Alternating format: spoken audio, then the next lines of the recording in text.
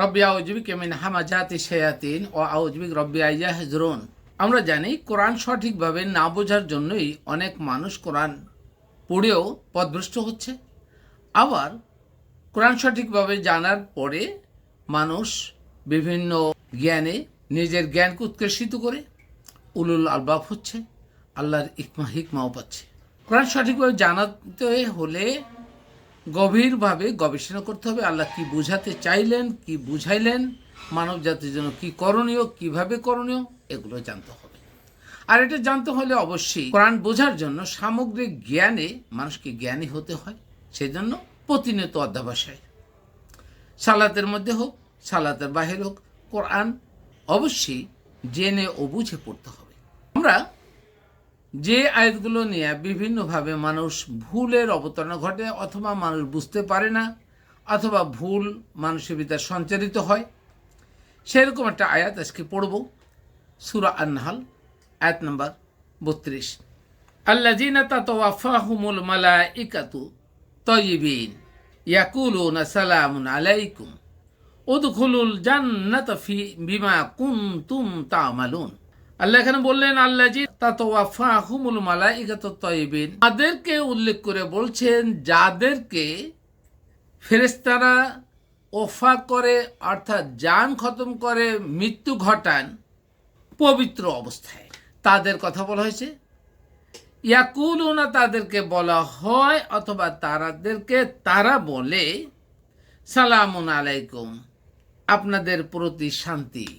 উদখুলুল জান্নাতা বিমা কুনতুম তা'মালুন, আপনারা জান্নাতে প্রবেশ করুন আপনাদের যে কৃতকর্ম করে আসছেন তার বিনিময়ে।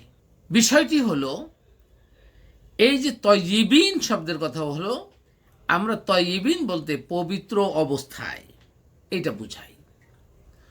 এখন পবিত্র অবস্থা বলতে কি বুঝায়, এটা নিয়ে মানুষের বুঝতে হবে যে পবিত্রতা কি।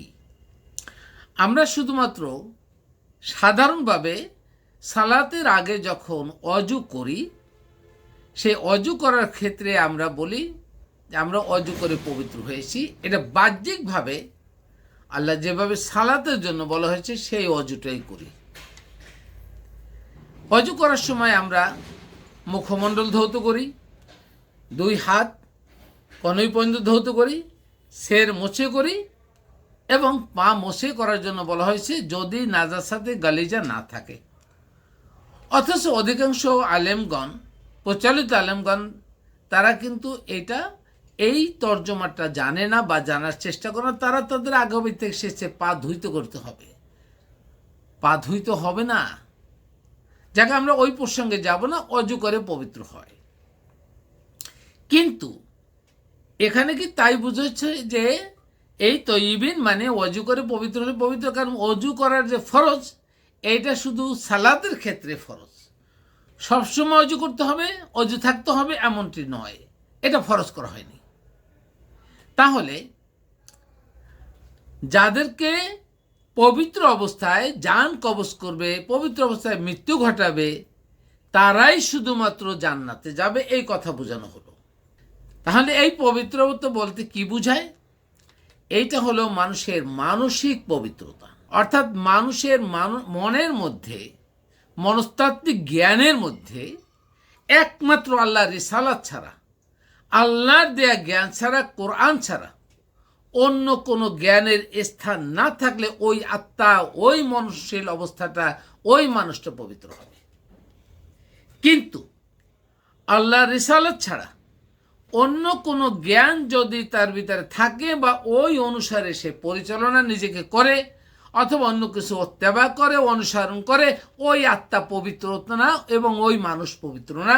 ওই মানুষ তাহারাত অর্জন করেনি আল্লাহর দরবারে, এবং তারা জান্নাতে যাবেন না।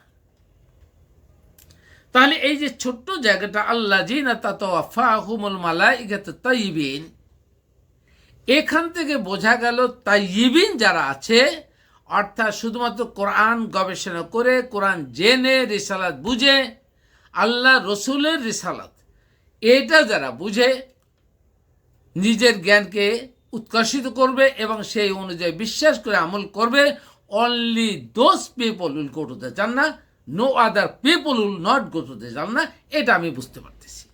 এর পরক্ষণে আল্লাহ বললেন ইয়াকুলুনা সালামুন আলাইকুম, তাদেরকে বলা হবে, কোনো তাফসীর বলছে এটা আল্লাহ তাদেরকে বলবেন অথবা ফেরেশতারা আল্লাহর হয়ে বলবেন ইয়াকুলুনা সালামুন আলাইকুম, আপনাদের প্রতি শান্তি।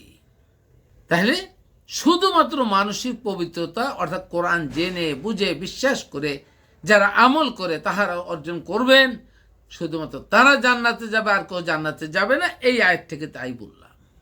আরো মজার ব্যাপার হলো উদখুলুল জান্নাতা বিমা কুনতুম তা'মালুন, তোমরা জান্নাতে প্রবেশ করো তোমাদের যে কর্ম করেছে সৎকর্ম, সেই সৎকর্মের বিনিময়ে তোমরা জান্নাত করবে, কৃতকর্মের বিনিময়ে। তার মানে আমাদের সৎকর্ম, আমাদের আমল জন্ম থেকে মৃত্যু পর্যন্ত আমল হবে, আর কোনো আমল নয়। মৃত্যুর পরে সদগায়ে জারিয়ার কথা, মৃত্যুর পরে কবরে যাওয়ার পরে আপনি সদগায়ে জারিয়া করবেন, ছেলে মেয়ে দোয়া করবে, এই দোয়ার কথা আসেনি, এগুলো মিথ্যা কথা। পরিচিত আলেমগণকেও বলছি যে আপনারা এগুলো বোঝার চেষ্টা করেন, এই মিথ্যা রচনা করে মানুষকে বিভ্রান্ত না করার জন্য অনুরোধ করব। এবং যারা আমার কথাও ভুল বুঝবেন তারা নিজেরা একটু গবেষণা করে দেখুন, বোঝার চেষ্টা করুন। তবে কাকেও অন্ধ অনুসরণ করবেন না, কারো অন্ধ অনুসরণ করার দরকার নেই। ইভেন আমার কথাও আপনার জানা বা বোঝার জন্য আপনি হুবহু অন্ধ অনুসরণ করে না বুঝে অনুসরণ করবেন না, বরং কোরআন থেকে জানবেন। আমি যেভাবে পড়ছি আপনারা বোঝার চেষ্টা করুন, আপনারা জানার চেষ্টা করুন, তাহলেই আপনার জান্নাতের লাগাম পাবেন, আদরেস জান্নাত পাবেন না। তাহলে আমাদের দুনিয়াতে একটা আকাঙ্ক্ষাই হলো আমরা জান্নাতে যাব। আমরা তো জাহান্নামের কেউ অধিবাসী হতে চাই না। তাই যদি চাই আমার লক্ষ্য অভিষ্ট তাই থাকবে, আমরা জান্নাতে যাব, আর জান্নাতে যাওয়ার জন্য এভাবেই আমরা কাজ করব, যেভাবে আল্লাহ রসুল কোরআনের মাধ্যমে রিসালাতের যে বাণী আমাদেরকে দিয়েছে তার মাধ্যমে আমরা জান্নাতে যাওয়ার চেষ্টা করব, অন্য কোনো পন্থায় নয়। আল্লাহ হাফেজ। জাফর আহমেদ, চেয়ারম্যান, রিসালাত রিসার্চ ফাউন্ডেশন।